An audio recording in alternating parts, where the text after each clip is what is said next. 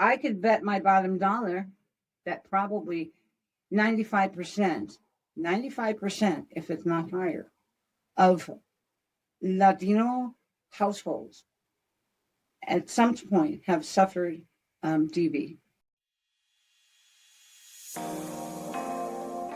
Welcome to the Chingona Revolution podcast, where we will bring out your inner badass Latina, overcome self-doubt, help you gain clarity, and pave your own path, all while leading with courage. I am your host, Latina coach and speaker, Erica Cruz.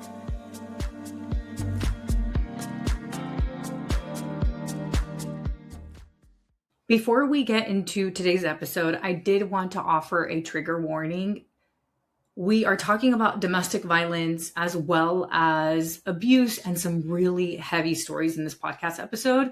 I wanted to warn you, I do think it's an important listen, but please take care of yourself and know that we are going to be discussing some pretty heavy topics. Now, the silence in our community around domestic violence, that silence is literally part of the problem. And today I am sitting down with Judy Torres, who's a woman that spent 36 years as a 911 dispatcher and has dedicated the last 9 years to supporting survivors of domestic violence through Hispanos Unidos de Buffalo. We talk about the different forms of abuse that a lot of times go unrecognized. We talk about the cultural pressures that keep people silent and what happens when survivors do not make a report. It is heavy. This episode is heavy, but it is also very necessary. So let's get into it. Judy, I have been looking forward to this conversation with you. We are speaking about a topic that a lot of times is not talked about in the Latino Hispanic community, but it is very prominent and it's an important topic.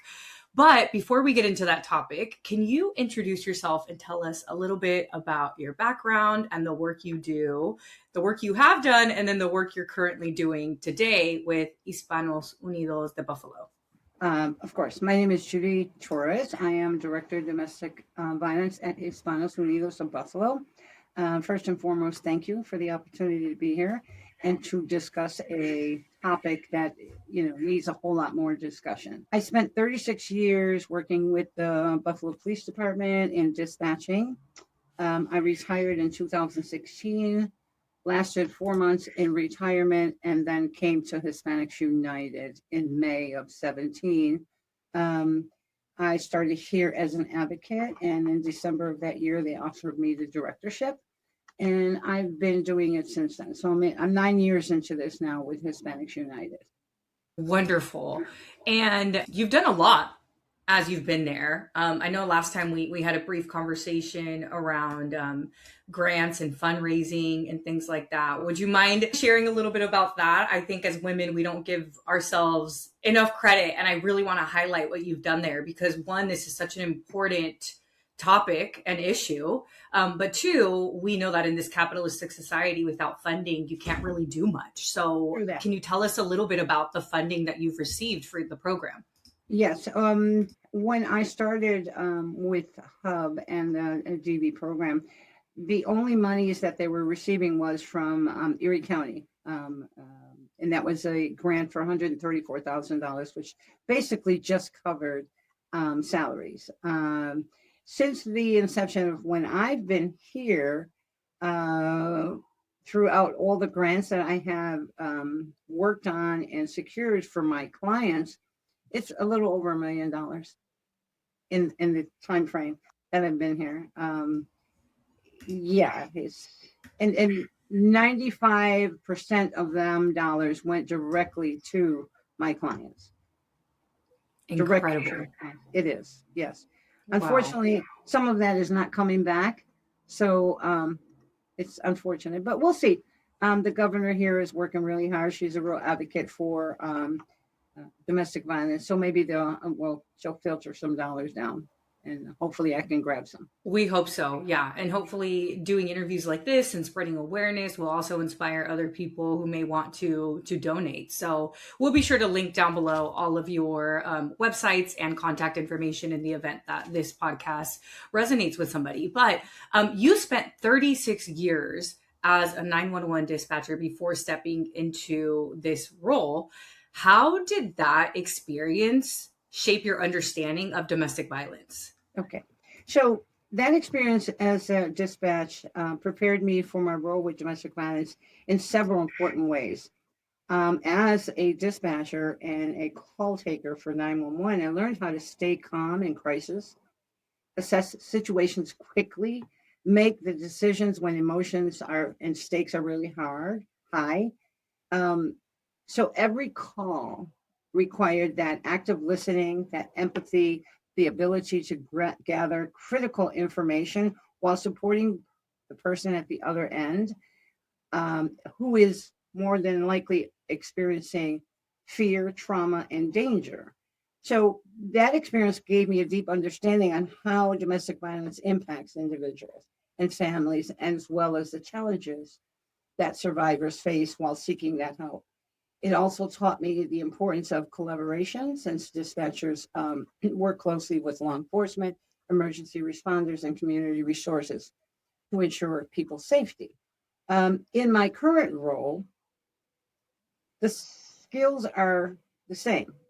Essentially, they're the same.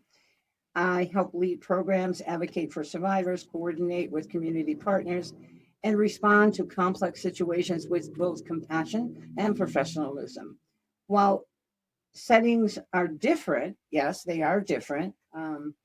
The common thread is serving people during the most difficult moments of their lives and helping them connect with support and resources that they need to move forward safely and to become stable. Yeah. And understand the whys and the what fors of domestic violence, should be able to identify those situations early on, hopefully. It doesn't always happen that way. So when you dispatch, it's live. And when we Mhm. come here, when the client comes here, then it already has happened. So Understood. that there's that dynamic of from my end of it would be a little bit higher in terms of anxiety while I'm doing it live, as opposed to when the person is here and I'm looking to calm the situation and try to help them and guide them to a safe and stable, whether it's home or just moving them someplace else or giving them Definitely. the information and the resources that are needed. So I know you mentioned like really being an active listener. And I remember this must have been about 3 years ago. There was a video that was going kind of viral on social media. And it was just, maybe it was longer than that, but it was an audio call of somebody making a call to 911. I'm sorry, it was just the audio recording. Obviously, there's no video, it was just the call. So Hmm. this woman was calling 911 to report a domestic violence case, but she had to do it in a way that was really safe so that the perpetrator, is that how I would say that, wouldn't know what call was happening. So what Sure. she did was she called and she said, "Hi, I'd like to order a pizza." And the Yeah. dispatcher says, "Ma'am, I think you have the wrong number." And she's like, Right. "No, I don't." So then the dispatcher catches on and like did such Right. a phenomenal job. And Yeah. she starts kind of ordering this pizza, but it was the safest way for her to get the address to pretty much communicate the Yeah. address Sure. without the perpetrator knowing what was happening. And I just remember listening to that call and wow, like dispatchers, you really have to read between the lines. You really have to be a proactive listener and be very aware, and also, to your point, very calm. So Yeah. just kudos to you and anybody who works in that industry, because I feel like you even said, right, you can't react with your emotions. You have to make quick decisions. And I feel like I would be triggered by hearing what's going on the other side of the phone. Yeah. So just thank Yeah. you for your Yeah. service there. Some people say they say the burnout rate for that job is 5 years. I did 36, and I don't know how. But to piggyback off of that, where that woman made the call, I had a call once that came from a woman who started the conversation asking me about the children. Are the kids okay? You know, what's going on with them? Yada yada yada. She went on and I said, "Are you in some kind of trouble?" She said, "Yeah." I said, "Can you tell me where you're at?" She said, "No, I can't. Can you give me some information?" And it got to where back in that time, we didn't have the system we have now. We didn't have it. 911 had a book that was probably this thick of all of the payphones in our city. She was at a payphone. So what I did was I kind of geared the conversation into buying clothes for the kids so that she can get me a phone number. And we did that. And through the phone number, we found out where she was. She was at actually in our city hall. And she was being held against her will by a I don't know what you would call that. It's like like an intern to a council member or something. And he was holding her against her will there. And so he was arrested for kidnapping and attempted rape. But that's how we got her. By having her say, well, yeah, this is going to cost this much. And that's how we Wow. found her. And we looked it up and that's how we found her. So sometimes you have to, now it's different. It's very, very different. Now we had the computer aided dispatch and that gives us information, and the pinging on the cell phone is within, 500 to 100 feet. So it's different. It's different. Yeah. Wow. That's incredible. Great job with that. So, most people, when they think about domestic violence, they imagine physical abuse. But the last time you and I spoke, we had a great conversation about this. Can you explain the different forms of abuse that can often go unrecognized, and what domestic violence really, all the different types of domestic violence there can be? Okay. So obviously that's the greatest myth. Most people will come, well, he doesn't hit me, he doesn't do, but you have emotional abuse, you have psychological abuse, which I will say sometimes are worse than the physical part of it. Okay, because that's like a Chinese torture. It's constant, constant, constant, constant. Financial abuse is a big one that kind of goes unspoken. Um, People don't kind of think about that. I mean, I had a client once where he forced her to sell her house, forced her to sell her house. So you have the digital and technology abuse. A lot of times they have compromising pictures and they're threatening to put those out there on social media. And yeah, so that's another. Coercive control. The pattern of domination that may include monitoring movements, controlling clothing, restricting friendships, dictating daily activities, or threatening immigration status is a big one now because of the influx of the immigration and the asylum seekers that we have in this area. Sexual coercion or reproductive abuse. I'm not going to let you, don't take your pills, that kind of stuff, pressuring and forcing sexual activity, sabotaging birth control, forcing a pregnancy, or refusing to get protection, to have protection. Isolation, that is the onset of DV. The onset of DV is isolation. That's where everything starts. When they just start to really isolate you from friends, family, and all those people that could be a support group for you. You have the cultural immigration related abuse. What that means, they use language barrier, cultural stigma, immigration status, threat of deportation, and to maintain power and control. It's a sad day when you have people who are here from Latin American countries and don't know the language, but their partners have really buckled down on telling them, I will contact immigration. So that is a problem. You have spiritual and religious abuse. That misusing the religion or faith to justify abuse, shaming the survivor, or preventing them from seeking help. That happens a lot in the Muslim community, where the culture plays a big part and it's intertwined with the religion, so that DV is not something that is exposed. I've had clients, but far and few in between. The abuse through children, okay? Abuse through children. Manipulating the children against the parent, threatening custody, using visitation to intimidate, or exposing the children to violence. A lot of times the idea is to turn those kids against the parents or the mother or the victim at this point. And it's a sad day. It's, if you think about, we just had an incident in Mechanicalville, New York. I don't know if you heard about that, where there a mother, her daughter, and the 4 children, they were found dead in their apartment.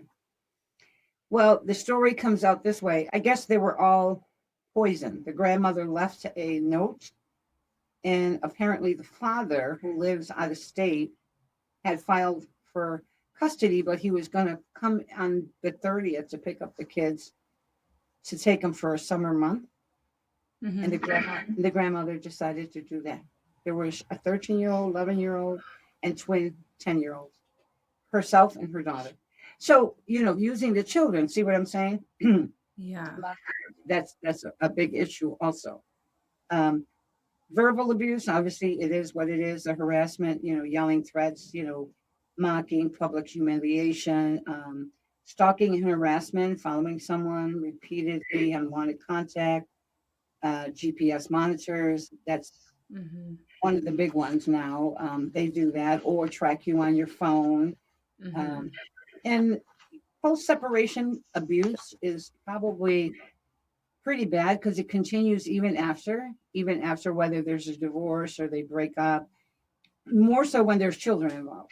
That kind of keeps that cycle going for not Right. probably as deep, but it keeps it going. So yeah, in many communities, especially in underserved in immigrant communities, survivors may not identify with any of these behaviors, not at all, as an abuse because of cultural norms, fear, shame, economic dependency, or lack of information about healthy relationships. Wow. I feel like we could do a podcast episode on each one of those forms of abuse because there's so much to say. There is. Wow. So the common signs of emotional and physiological abuse that people might dismiss may come from culture, like you just mentioned, right? So what are some of those things that might be dismissed? Maybe it's the constant criticism.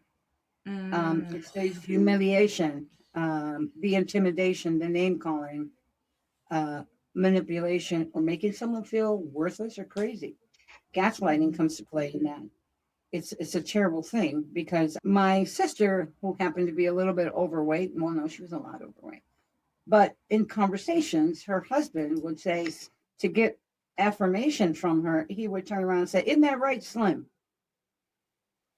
She's overweight." And he would say, "Isn't that right, Slim?" Well, needless to say, I put a stop to that, but that's an example, right? That's an example of that type of humiliation, or nobody's going to want you. You got 4 kids. You don't know how to work. You can't do anything. It's that constant putting them down and just stripping them of who they are. You'd be surprised how that affects women, how they sit here and they just fall apart because they're not themselves. They're not who they want to be because they identify with somebody who has told them this for a long time, and they begin to believe it and believe that they're not.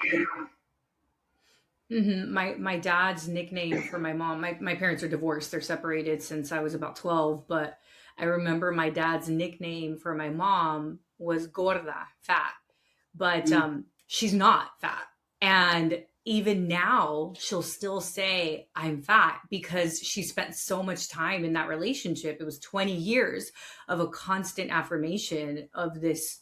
And she maybe, after kids, like, yes, of course, people gain weight, your body changes, but she's naturally a thinner person. And even if she wasn't, right, still, that's not the nickname you want to give somebody that you actually care about. So I see the long-term effects of this and how it just is ingrained in her identity. And she's constantly like not wanting to be fat. She's like, even this morning we were having breakfast and she was like, "I'm trying to eat smaller portions." And I'm like, "Why? So you can eat again in just a moment?" I get not overeating. I understand that, right? But so very interesting that we're having this conversation today.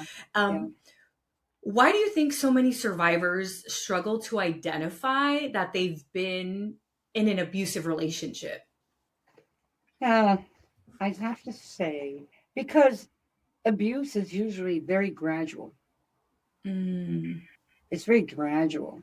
It develops gradually. Many abusive relationships always begin with affection. They begin with support. They begin with trust. Okay.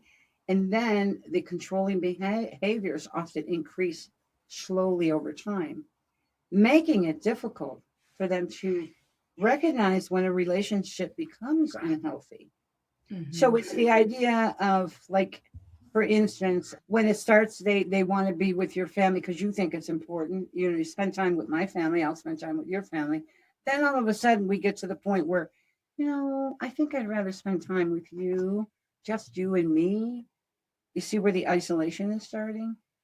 I don't want to be with your family, but so you're thinking, oh, how sweet, he wants to spend time with me. Do you see what I'm saying? Yeah. See how you see how that runs? And 9 times out of 10, that's the way it works. But we could have cases where that isn't the case, but it happens gradually. And a lot of times, because also they think that normalization of harmful behaviors. Survivors may have grown up witnessing similar dynamics or may have been taught that jealousy, control, and emotional cruelty is a normal thing, a part of a relationship. You have that. You have clients who come through here who will express and tell you about how their parents were, their father or their mother were physically abusive, and that's the environment that they grew up in. So you tend to think it's normal, right? It's not until somebody tells you it's not. You'll think it's okay. So not recognizing those things for what they actually are is a lot of times they struggle to identify those acts of power and control. We had a woman in here the other day who was just losing it. When I tell you she was losing it, I'm thinking, oh my goodness, what am I going to do? She loves him. Oh, she loves him. Yeah, I love him. I don't want to put him in jail.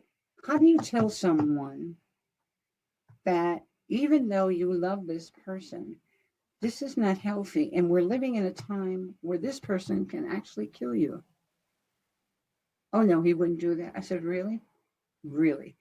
Do you think you know what can trigger anybody? Now, let's just think of the DV portion of it. Now, add in the factor of maybe alcoholism, drug abuse, okay, mental health. Let's all add all that into that pot, and you're still going to tell me you think that he would not? But they love him, and they don't want to leave, and they don't want him to get arrested. They want to harm. Abusers are going to deny any harmful behavior. They blame the survivor by saying to make questions like their own reality over time. See what you made me do? You made me do this. Really.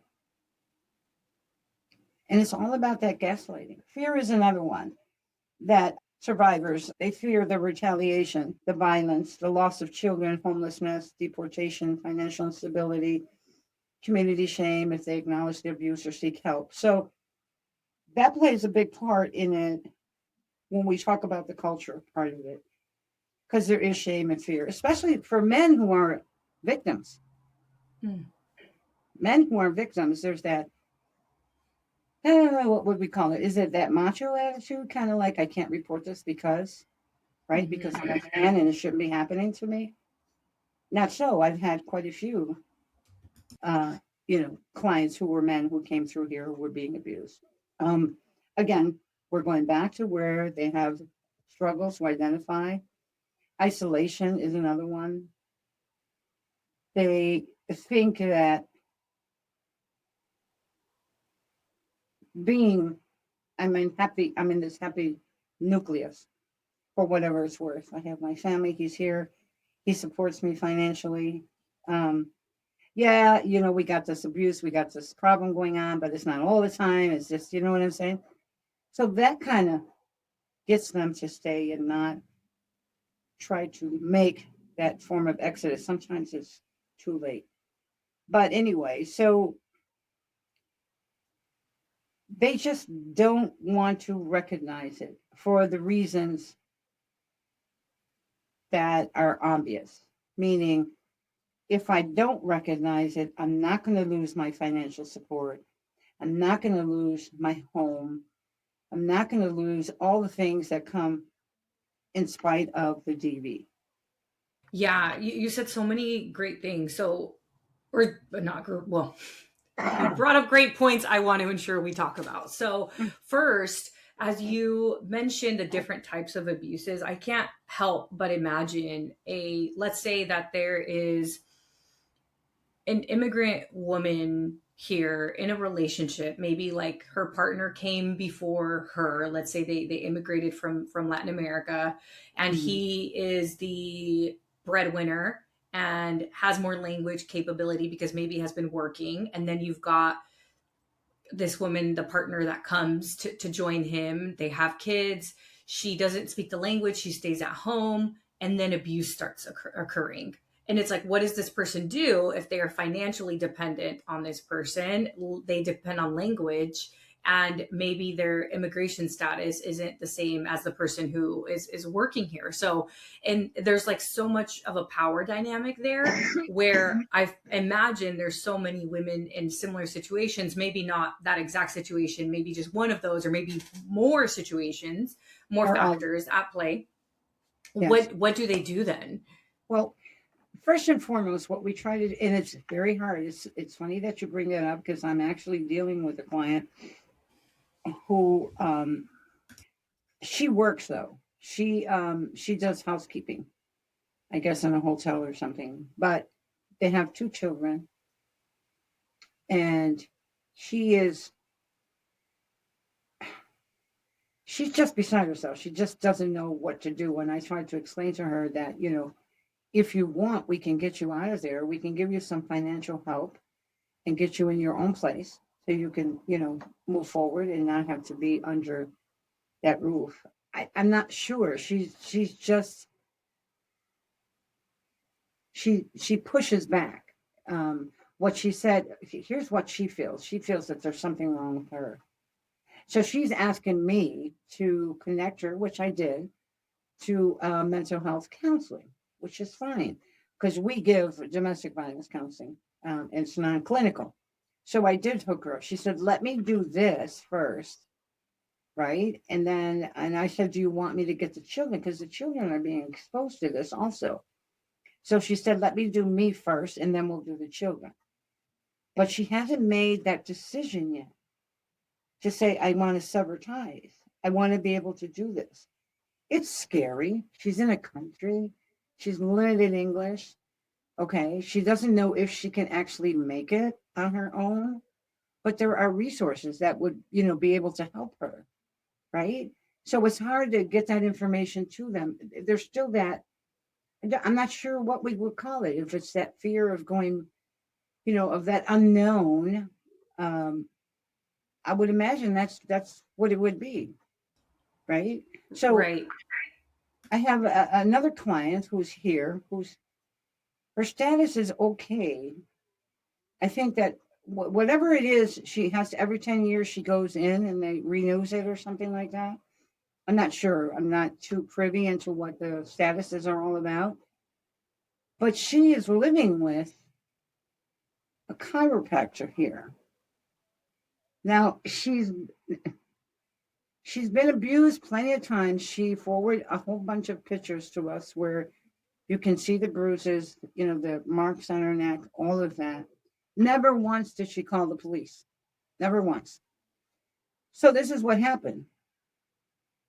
They had an argument and she got so upset, and whatever it was, there was a, I don't know, pocket knife or something on the table. She grabbed that and he commenced to start recording her. Yeah. So guess what? He's holding that over her head.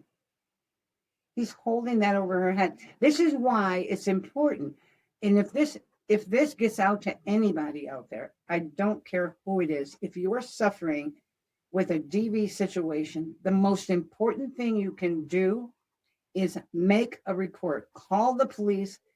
Even if you don't make a report, your phone number is going to be recorded, your address is going to be recorded, your phone number is there. They're going to know it was you who called, because God forbid that this continues, you don't make a report or a call to the police, you defend yourself and you maim or ill or kill this person.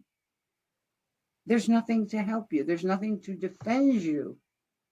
There's nothing to defend that client. for battered woman syndrome? Nothing. Wow. I want to touch on what you just mentioned because I know that when we spoke previously, you had mentioned not this situation, but something similar. But before I forget to making this point, I wanted to say when we were talking in the beginning about funding, and we were talking about how 90 something percent of that funding went directly to clients, it's literally the situation we were just talking about, right? Like, so the woman who needed to be who the goal is to get her rehoused and to support women in those situations. So Correct. I just wanted to make that quick connection. And then when we spoke, you had mentioned that sometimes people do not make reports, they don't call, and then suddenly the tables are turned and they are the ones getting arrested for domestic violence. And so what you've just described is one of those situations. Yes. I've had 3 clients here in the suburb, Latino women, who have been arrested for assault or, because they defended themselves.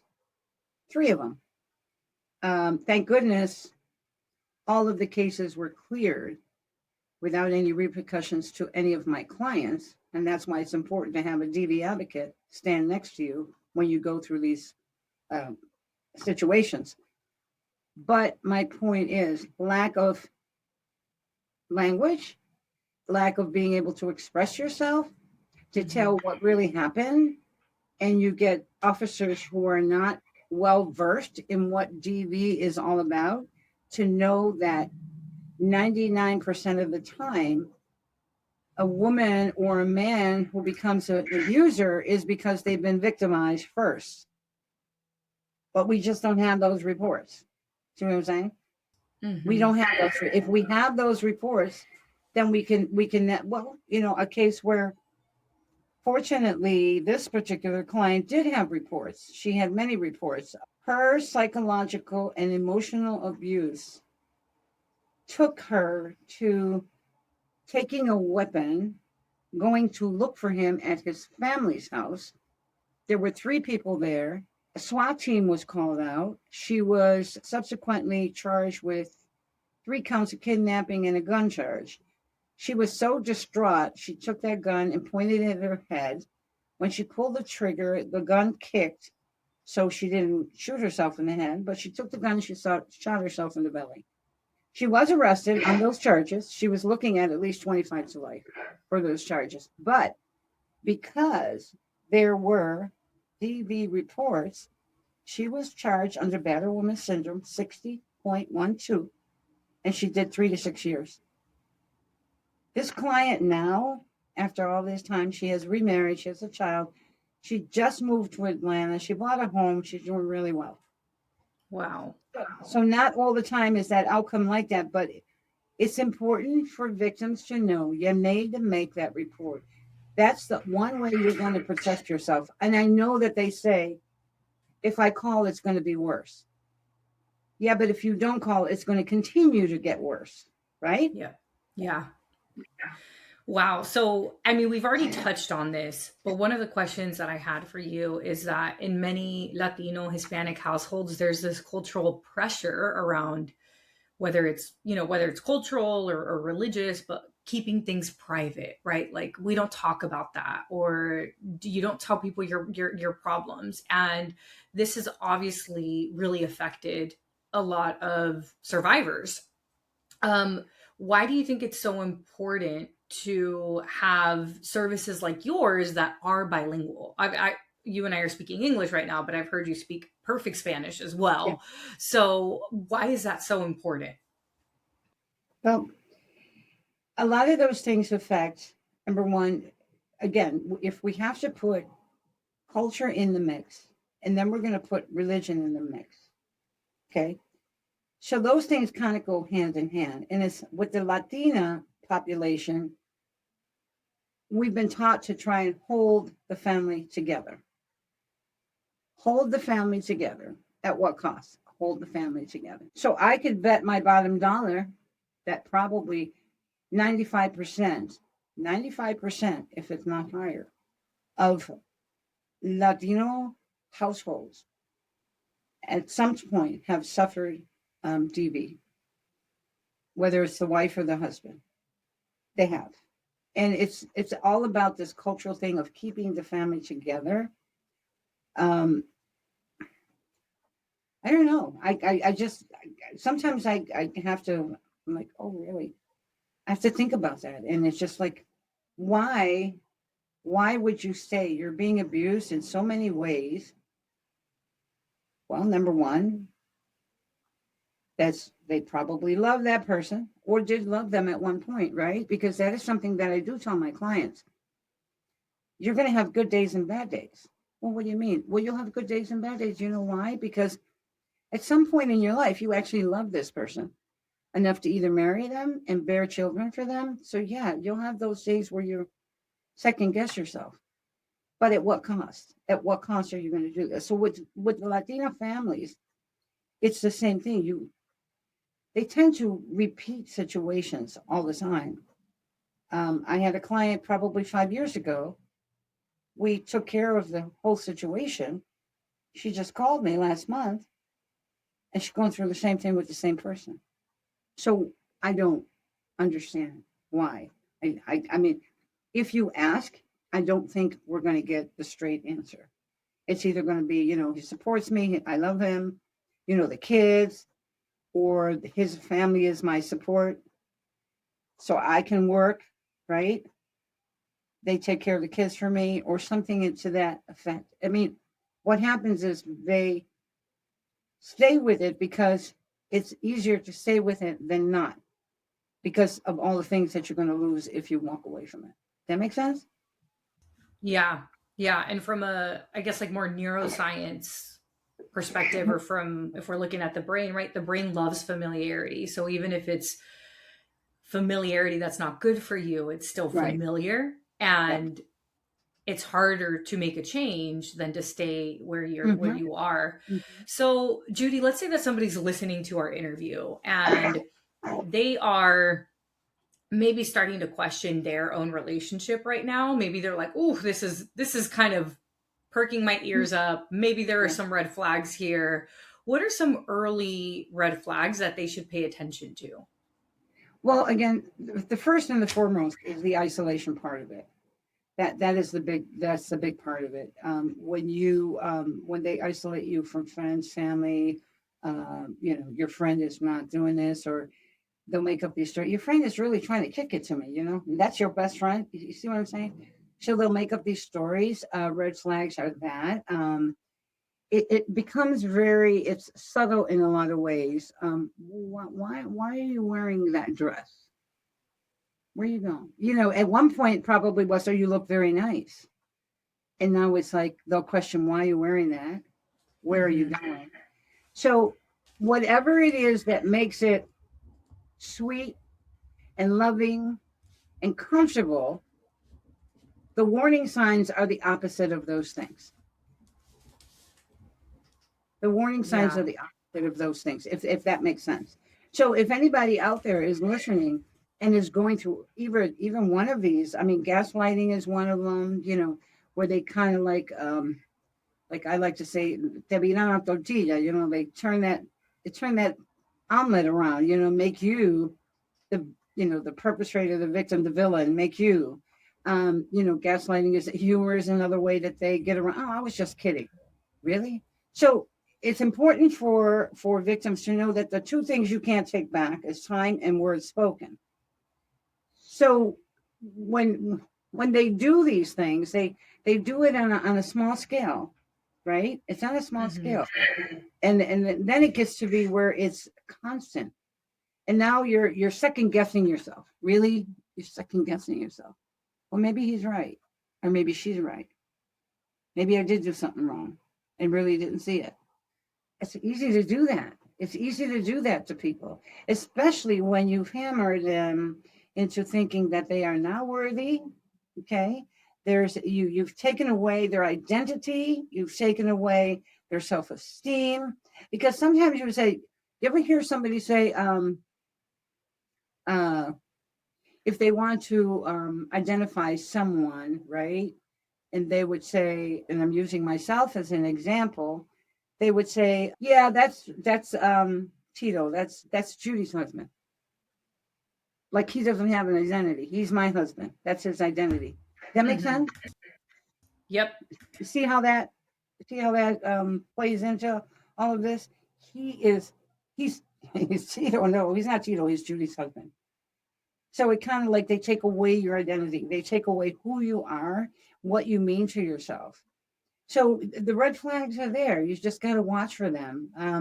They're just sometimes they're facetious and the words cut and they hurt. And sometimes you think, did I really hear that? And the worst thing is that sometimes when it gets to be those verbal arguments, and then it escalates into, maybe a push here or, yeah, no, it tends to escalate. And then we're talking about physical abuse, you know, and the arguments get to where they grab the phones and they break the phones or break something in the house. The next thing to break is you. Hmm. So those are things that you got to be mindful and watch for, that when those, and the worst thing is that they think that, well, let me not trigger him. Really. So you're going to walk on eggshells not to trigger this person, so that that person doesn't become this ogro, treating you this badly. And this is what you're going to do because you don't want to. No, no, no, no, no, no. You have to take back your power and control, because that's what it's all about. DV is all about power and control. If they can maintain, and that's the problem. When women or men decide to leave, that person is losing power and control. And that, in a mind of someone who is, who knows what, narcissistic, mental health, drug abuse or alcohol abuse, and all those things, and that hits their mind. No, they can't have this. This is not going to happen. And they lash out. It's terrible. It's absolutely terrible. We've had too many homicides. We just had another one in the suburb where the man shot his wife. Come on. We can't. Wow. One of the things I wrote down as you were speaking, because I didn't want to forget, why do abusers abuse? When I think about why somebody would control what you're wearing, in my mind, at the core, there's a big insecurity there, but it can also be just mental health, right? Like you mentioned, abuse, but where does this kind of, I guess, stem from in your experience? Well, I think if we look back and we think about it, it stems from the home. I mean, it really does. I worked for an agency here back in 93 or 97. It was the NIDA Institute on Addiction. And what we did is 600 women, and we did community samples on 150 of them. We did women in shelters and we did women in methadone maintenance. And then we matched those to community partners. What we did is we had an instrument that we took those clients from the time that they were very young in their home. What do you remember about what the dynamics of your home? And the idea, the end result was looking to see what the correlation was to that childhood abuse to adulthood and abuse and drug abuse and alcohol abuse and how that plays out. That was the whole spectrum of this study. Makes sense. Yeah. So I had a client who was sexually abused by her brother and thought it was okay. So that went on. So you see what I'm saying? It's just that it's what happens in the home when they're young and what's ingrained in their mind, what they think is okay. So if you are watching, your dad, your mom, or whatever abuse a person, whether it's a child, the mother, and that is an ongoing thing in the home, that's all you see. That's what you're gonna know. That's what you're gonna think is right. So I think a lot of it comes from that. A lot of it comes from that. Again, it could come from also mental health. Let's factor in, the abuses that, alcohol and drug abuse. That could be a good thing, but it's just like, it's just about power and control. It's just, I want to have some kind of control. Maybe they didn't have control of their lives, of their persons when they were growing up. And now all of a sudden they want to find somebody and maintain that power and control.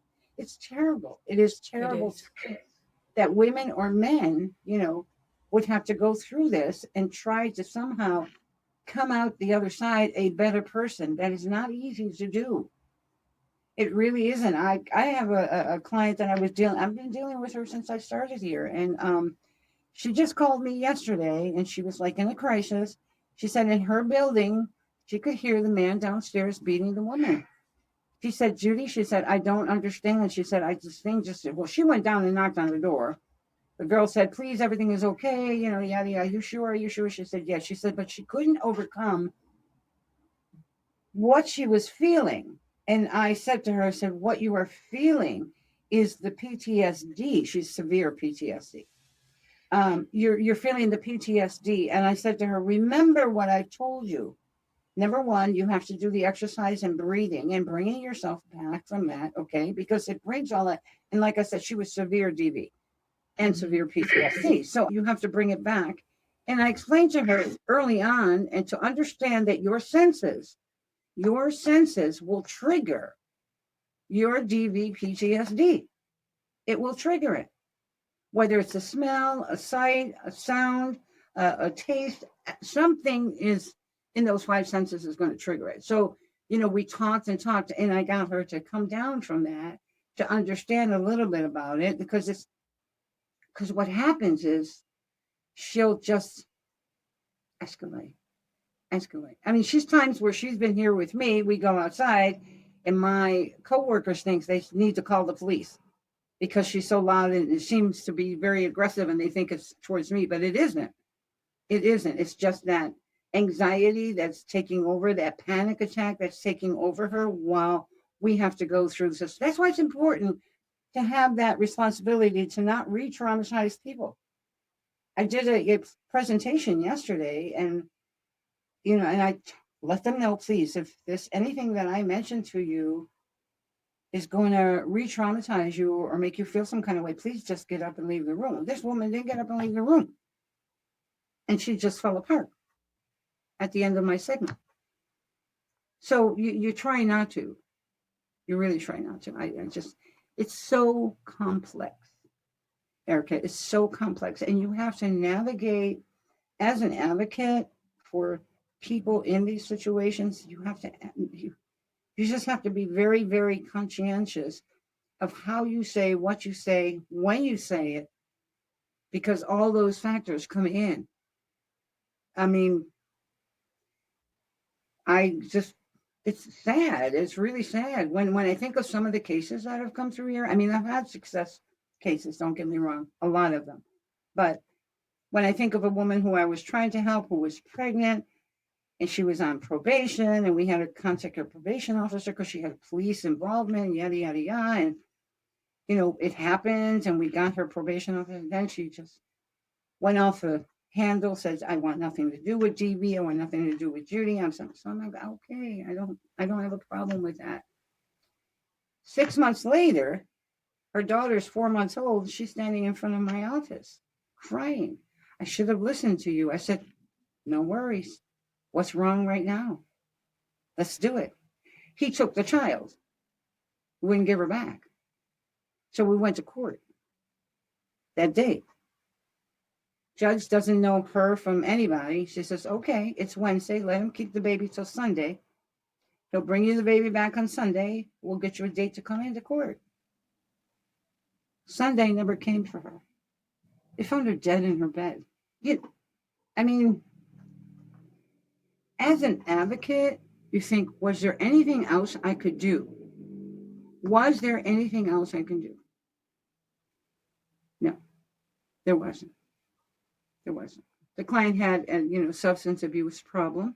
Okay, that's one of the things. But even though, was there anything else I can do? I couldn't do anything else. Yeah.